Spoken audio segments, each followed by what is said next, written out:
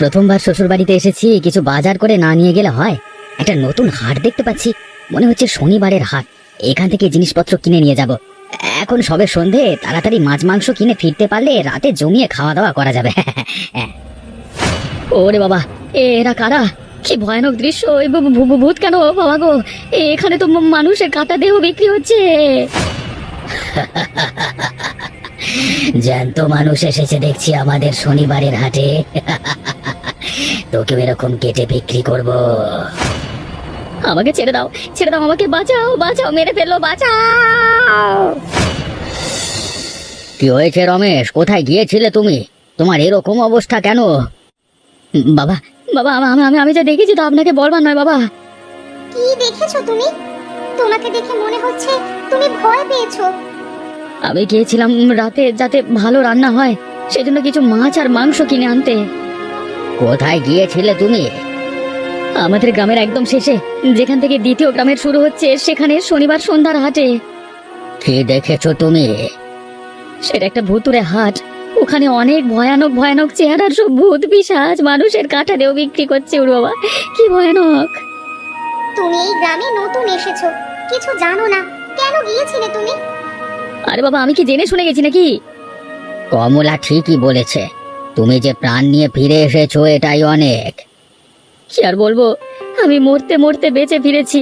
আর একটু হলে ওরা সবাই তেড়ে এসে আমাকে খুন করে ফেলতো। আর যদি আমাকে মেরে ফেলতো তাহলে হয়তো আমাকেও কেটে ওভাবে বিক্রি করতো। উফ, কত রক্ত!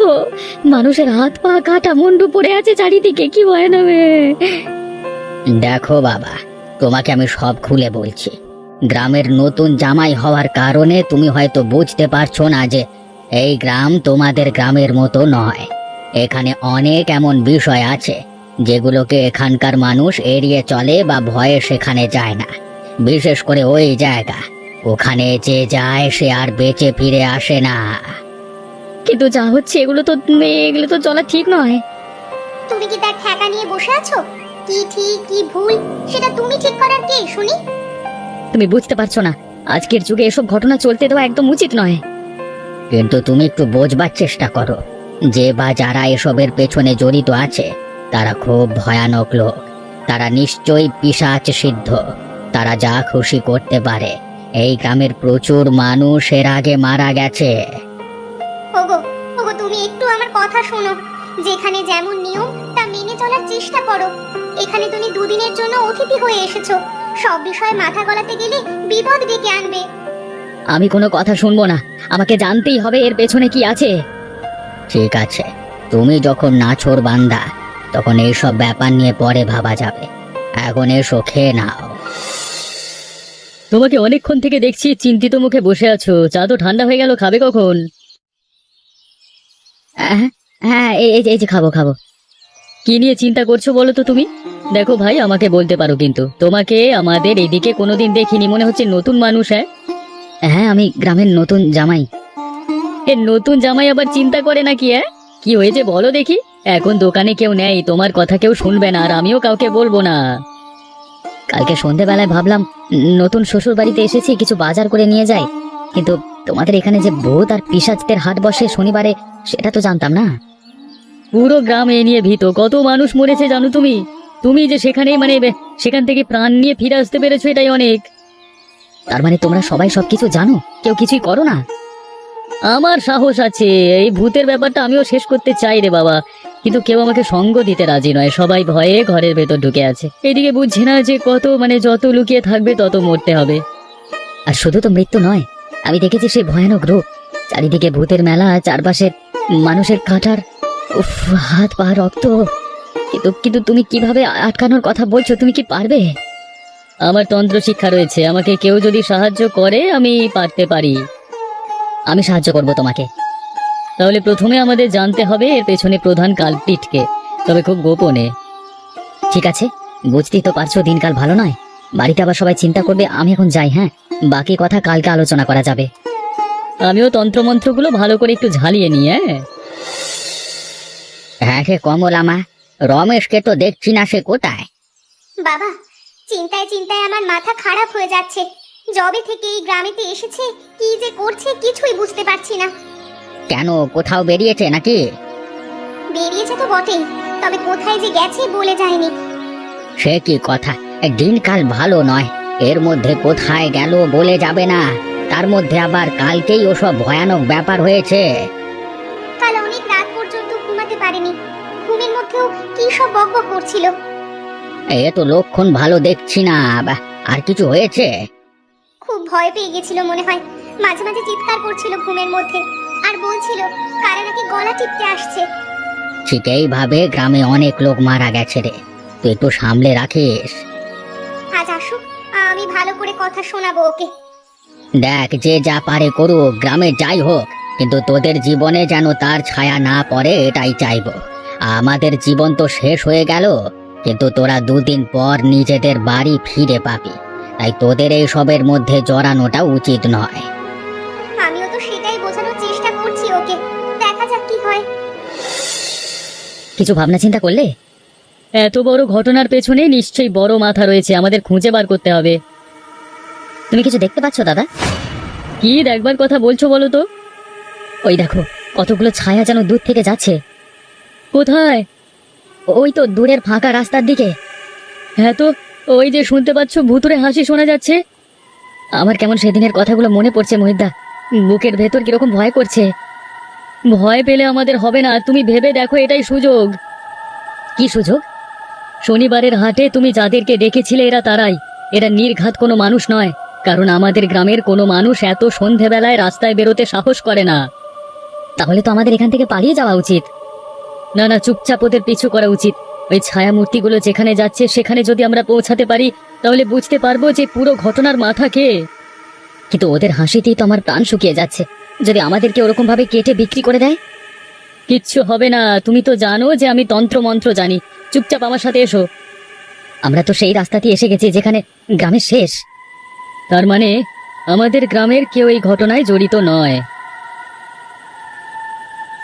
দেখেছো, ওরা হাসতে হাসতে অন্ধকার বাঁশ বাগানের পেছনে চলে গেল।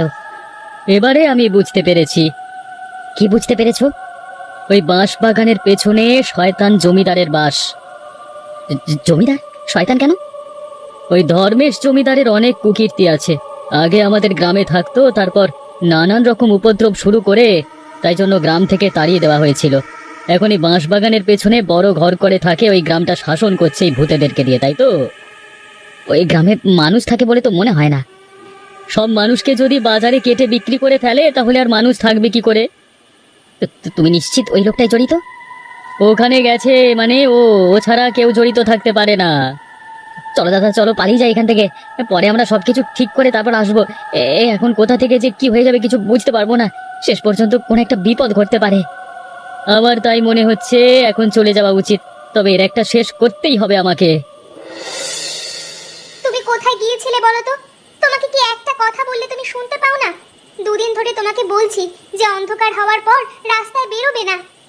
আরে বাবা, তুমি বুঝতে পারছো না, আমি অনেক কিছুই জানতে পেরেছি। কি জানতে পেরেছো বাবা? আমরা আজকে সন্ধেবেলায় ভূত দেখতে যাই, আর ওদের পেছন পেছন গিয়ে দেখতে পাই এই গ্রামের শেষে ধর্মেশ জমিদারের বাড়িতে ওরা ঢুকে গেল। সে কি কথা? ধর্মেশ জমিদার তো ভয়ানক পিশাচ সিদ্ধ, ওর ওই মানুষ খুন, নরবলি আর হিংসের জন্য গ্রাম থেকে তাড়িয়ে দেওয়া হয়েছিল। তার মানে আবার শুরু করেছে। তবে চিন্তা নেই বাবা, আপনি যদি একটু সাহায্য করেন, তবে আমি একজন তান্ত্রিকের সন্ধান পেয়েছি। কে সে? কে? চায়ের দোকানদার, মোহিত নাম। মোহিতের বাবা এ অঞ্চলের সব থেকে বড় তান্ত্রিক ছিল। তুমি হয়তো জানো না যে ওর বাবাকে ওই ধর্মেশ খুন করেছিল, কারণ মোহিতের বাবা মানুষের ভালোর জন্য সাধনা করত, আর ওই শয়তান জমিদার মানুষের ক্ষতি চাইতো। মোহিতদা তো নিজেও তন্ত্র সাধনা শিখেছে, আর আমাদের সে সাহায্য করতে চায়। তার মানে তোমাকে বলেনি, হয়তো সে নিজেও প্রতিশোধ নিতে চায়। এতদিন কাউকে সঙ্গে পায়নি বলে সে কিছু করতে পারেনি, আজকে তোমাকে পেয়েছে বলে সে উঠে পড়ে লেগেছে। ঠিক আছে, আমি সাহায্য করব, কালকেই যাব আমরা। বাবা, বাবা তুমি ওর দলে চলে গেলে? এখন যদি তোমাদের বিপদ কিছু হয়, আমি কি নিয়ে থাকবো বলো তো? তোকে একদম চিন্তা করতে হবে না রে মা, আমাদের কিচ্ছু হবে না। ওই জমিদার আমাদের কিছু করতে পারবে না, ওদের শেষ না করে আমরা ছাড়বো না।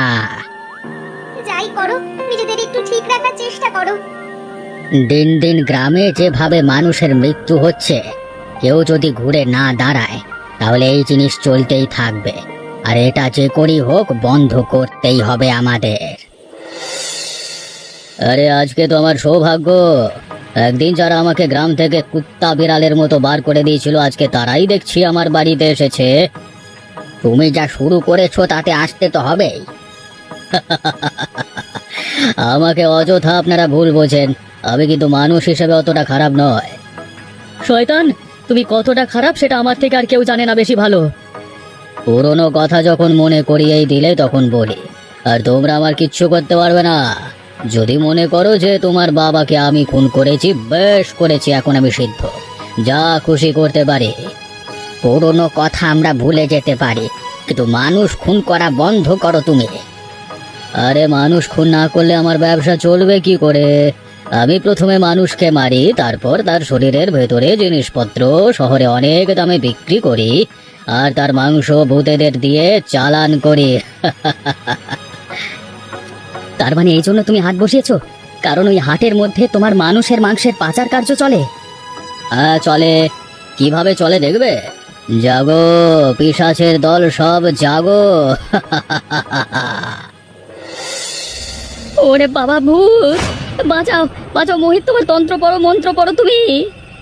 কালা জাদু, পিশাচ, ভূত দূর হয়ে যা সব। ওম ভ্রিম ভ্রিম।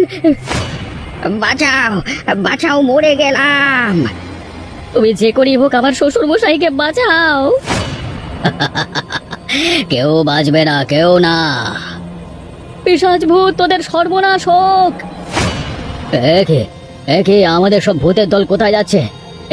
এই কোথায় যাচ্ছিস তোরা? একি একি কাকাবাবু, আপনার কি হয়েছে? কি হয়েছে কাকাবাবু? তোমরা তোমরা যে করি হোক এর প্রতিশোধ নিও। আমাকে ওরা শেষ করে দিল। শয়তান, এই ভালো মানুষটাকে এভাবে মেরে ফেললি, তোর কোনোদিন ভালো হবে না। রমেশ, রমেশ, আমাদের অন্য পদ্ধতি নিতে হবে। এখন তাড়াতাড়ি চলো, এখান থেকে চলে যাই, চলো। কিন্তু আমি বাড়ি গিয়ে কি জবাব দেব? সেটা ভাবলে হবে না। আমার মন্ত্র বেশিক্ষণ কাজ করবে না। সাময়িকভাবে ওরা পালিয়েছে, কিন্তু আবার যদি ফিরে আসে তাহলে আমাদেরও মরতে হবে এভাবেই। চলো চলো চলো চলো, পালিয়ে যাই, চলো পালিয়ে যাই। কে ভেবেছিস কি তোরা এইভাবে তোরা বেঁচে যাবে? তোদের ওই মন্ত্র কোনো কাজ করবে না, তোদের সব কটাকে আমি এভাবেই মারবো।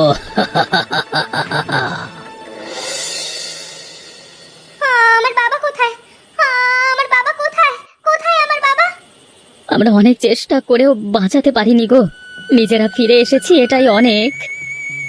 আমি জানতাম, আমি জানতাম তোমরা পারবে না। হায় হায়, আমাদের এ কি সর্বনাশ হয়ে গেল গো, সব শেষ হয়ে গেল আমাদের। ও বাবা গো, তুমি কোথায় চলে গেলে গো? কিন্তু আমাদের হেরে গেলে চলবে না কমলা, নিজেকে শক্ত করো। কথাটা বলতে তোমার লজ্জা করলো না? তুমি যদি এই সমস্ত কিছুর পিছনে না জড়াতে তাহলে আজ এত বড় ক্ষতিটা হতো না। সারা জীবন শুধু তোমার নিজের জেদ বড় হয়ে উঠেছে।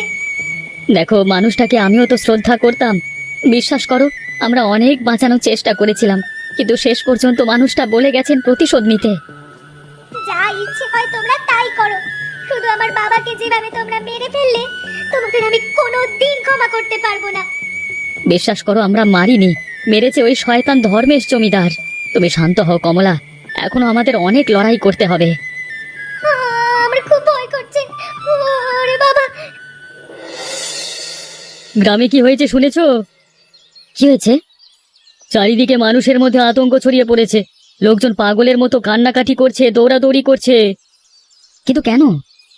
সারা রাত নাকি গ্রামের মধ্যে ভূতের অত্যাচার হয়ে চলেছে। আমি কালকে গ্রামে ছিলাম না, দোকানে ছিলাম রাতে, সেই জন্য কিছু বুঝতে পারিনি। কি বলছো কি? হ্যাঁ ঠিকই বলছি, গ্রামের সব লোক এই গ্রাম ছেড়ে চলে যাবে বলছি। 4-5 জন লোক কালকে রাতে ভয়ানকভাবে মারা গিয়েছে। শুধু অন্য মানুষের কথা, আর আমাদের সাথে যে ক্ষতিটা হয়ে গেল। গ্রামের চারপাশে রক্ত আর হাড়গোড় ছড়িয়ে রয়েছে, যারা মরছে তারা খুব ভয়ানকভাবে মরছে আর কি। দেখো, আমার বাবা গেছে, এবার অন্তত আমার স্বামীকে কেড়ে নিও না এইসব প্রতিশোধের জন্য। যে করি হোক তোমার বাবার মৃত্যুর প্রতিশোধ আমাদের নিতেই হবে, আর গ্রামের মানুষদের সাহস ফিরিয়ে দিতে হবে। চিন্তা করো না কমলা, আমাদের কিছু হবে না।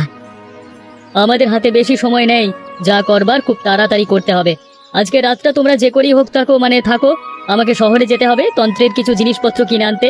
আমি যত তাড়াতাড়ি সম্ভব ফিরে আসবো। কিন্তু মধ্যেই যদি আমাদের বাড়িতে আক্রমণ হয়? কাল রাতে আমরা শুনেছি। উফ, কি ভয়ানক সেই হাসি! আমি এই বাড়ির চারিদিকে মন্ত্র পড়ে দিয়ে যাচ্ছি, যত যাই হোক এ বাড়ির ভেতর কেউ ঢুকতে পারবে না। আমি আসছি। উঠে আয় কমলা, আমার কাছে উঠে আয়। ও কি? ওটা কে দাঁড়িয়ে আছে? আমাকে চিনতে পারছিস? ওরে বাবা, কে কোথায় আছো? বাঁচাও! ও বাবা, ও বাবা, তুমি ভূত হয়ে এসেছো কেন? বাঁচাও, বাঁচাও! ভূত, ভূত! আমার খুব ভয় করছে। চলে যাও, চলে যাও, তুমি চলে যাও। আমি আর পারছি না সহ্য করতে। বাঁচাও! কমলা, রমেশ, তোমরা খুব সাবধানে থাকবে, কারণ আমি এখানে যা উপাচার করতে চলেছি তাতে ভয়ানক কিছু ঘটতে পারে। ভয়ানক কিছু তো কাল রাতে আমার সাথে ঘটেছিল। তুমি তো এখনো ঠিক করে বলতেই পারলে না কালকে রাতে তুমি কি দেখেছিলে? আমার ঠিক মনে পড়ছে না। ঘুমের মধ্যে বারবার মনে হচ্ছিল একটা চেনা কণ্ঠ আমাকে ডাকছে। যখন উঠে গেলাম, দেখলাম উঠানে বাবার মতো কে একটা দাঁড়িয়ে আছে, একটা ছায়া মূর্তি। তারপর? তারপর তারপর আর আমার কিচ্ছু মনে নেই। আমি অজ্ঞান হয়ে যাই। ভূত প্রেত যে আছো, যার ছায়া আছে এ বাড়িতে, আমার সামনে এসে দাঁড়াও। আমি কথা বলতে চাই, কথা বলতে চাই আমি। প্রতিশোধ নিতে চাই আমি, ভয়ানক প্রতিশোধ। কি বাবা, তুমি? আমি কাল রাতেও তোকে এটাই বলতে চেয়েছিলাম, যা আজকে বলতে চাই। তোমরা যদি প্রতিশোধ নিতে চাও তাহলে বাজারের কাছে সাধনা করো। আমিও এটাই চাইছিলাম।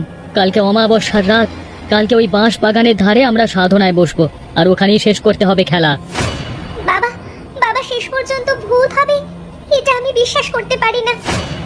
বিশ্বাস করতে না পারলেও এটা সত্যি। ভয়ানক খেলা এবারই শুরু হবে। সবাই খুব সাবধানে থাকবে, আর তোমরা কাল পর্যন্ত এই বাড়ি থেকে বেরোবে না। বাড়ি থেকে বের হলেই বিপদ হতে পারে। মোহিত, আজকে তোকে দেখে বুঝতে পারছি রে, সাপকে কখনো জ্যান্ত রাখতে নেই। তুমি কি ভাবছো আমি তোমার কৃপায় বেঁচে আছি? তুই আমার দয়াতেই বেঁচে আছিস, না হলে তোর বাপের সাথে সেদিন আমি তোকেও শেষ করে ফেলতে পারতাম, গাধা। তুমি শেষ করতে পারোনি কারণ আমার অমাবস্যার দিনে জন্ম, আর যারা অমাবস্যায় জন্মায় তাদেরকে মারা এত সহজ নয়। আমি কিন্তু তোকে আর মারতে চাই না, তুই আমাকে ভুল ভাবছিস। তার মানে? দেখ, এই গ্রামের মূর্খ অজ্ঞানীরা জানে যে আমার হাতে কত ক্ষমতা রয়েছে। সমস্ত ভূত পিশাচ আমার নিয়ন্ত্রণে। সেই ক্ষমতার বেশি দিন থাকবে না। ওটাই তো ভুল করছিস তুই। তোর জন্য আমার কাছে একটা ভালো বুদ্ধি আছে। কি বুদ্ধি? চল, তুই আর আমি হাত মিলিয়ে নি, দুজনে মিলে এই গ্রামের উপর রাজত্ব করব। বোকা লোকগুলোর ভয়তে গ্রাম ছেড়ে পালানোর চেষ্টা করছে, কিন্তু ওরা জানে না যে পালানো কারোর পক্ষে সম্ভব নয়। ওদের সবাইকে মেরে ভূত বানিয়ে আমার কাজে লাগাবো।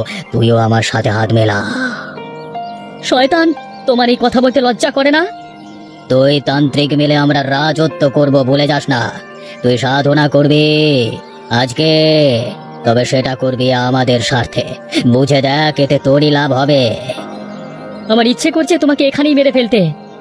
তুই আমার উপর একটু বিশ্বাস কর, আমার সাথে আয়, তোকে কিছু দেখানোর আছে, কিছু গোপন কথা আছে তোর সাথে। পট স্বাহা, ভূত প্রেত পিশাচ সবার হবে নাশ, এবার হবে সর্বনাশ। এত মন্ত্র বলে তোরা আমার ভূতের দলকে মারতে চাস? এই দেখ, আমি এসেছি তোদের সামনে। কিছু যদি করবার ক্ষমতা থাকে তবে কর। শয়তান ধর্মেশ জমিদার, তোমার জন্য আমার বাবা মারা গেছে। তোমার মৃত্যু এখনই হবে। আমাকে মারতে পারে এখনো কোনো ক্ষমতা এমন কারোর পৃথিবীতে নাই রে। যেভাবে আমি সবাইকে মেরেছি সেভাবে তোদেরকে মেরে বাজারে বেঁচে দেব। মোহিত তোমাকে শেষ করে দেবে, ওর মন্ত্র বলে। তাই নাকি মোহিত? তুই আমাকে ফোন করবি? আমার খুব ভয় করছে। তুমি কিছু বলছো না কেন মোহিত? দেখতে পাচ্ছ না এরা আমাদের মেরে ফেলবে? ও আর কিছু করবে না, ও এখন থেকে আমার দলে চলে এসেছে, আর ভুলিয়ে ভালিয়ে তোমাদেরকে এখানে নিয়ে এসেছে যাতে আমি তোমাদেরকে খুন করতে পারি। তুই আমাকে খুন করেছিস ঠিক আছে, তাই বলে তুই ছলনা করে আমার মেয়ে জামাইকে খুন করবি? তবে রে, ছেড়ে দাও, আমার গলা ছেড়ে দাও। কে কোথায় আছিস? বাঁচা, মেরে ফেললো। মরা মানুষকে আর মারা যায় না, তোর গলা থেকে যতক্ষণ না মন্ত্র বের হবে তোর ভূতের দল কিছুই করতে পারবে না। বাঁচাও, ক্ষমা করে দাও। এ কি আমার গলা কেন টিপে ধরছো? বাবা গো, বাঁচাও! সবার ভালো করবার নামে পেছনে পেছনে শয়তান ধর্মেশের সাথে হাত মেলানো তোকেও ছাড়বো না। আজকে তুই কমলা আর রমেশকে মেরে ফেলবার পরিকল্পনা করেছিলিস। আমি ভুল করেছি। ধর্মের আমাকে অনেক টাকা দিতে চেয়েছিল। আসলে চা দোকান চালিয়ে আমি বেশ কিছু রোজগার করতে পারি না বেশি, তাই লোভের বসে। উফ, আমি আর সহ্য করতে পারছি না। বিশ্বাস করতে পারছি না যে মোহিত শেষ পর্যন্ত এই দলে যুক্ত ছিল। উফ। যাই হোক, চলো, বিপদ কেটে গেছে। বাবা মারা গিয়েও আমাদের প্রাণ বাঁচিয়ে গেল। আর আপনারা এমনই ভয়ানক ভয়ানক গল্প দেখতে চাইলে আমাদের চ্যানেলটিকে সাবস্ক্রাইব করতে ভুলবেন না।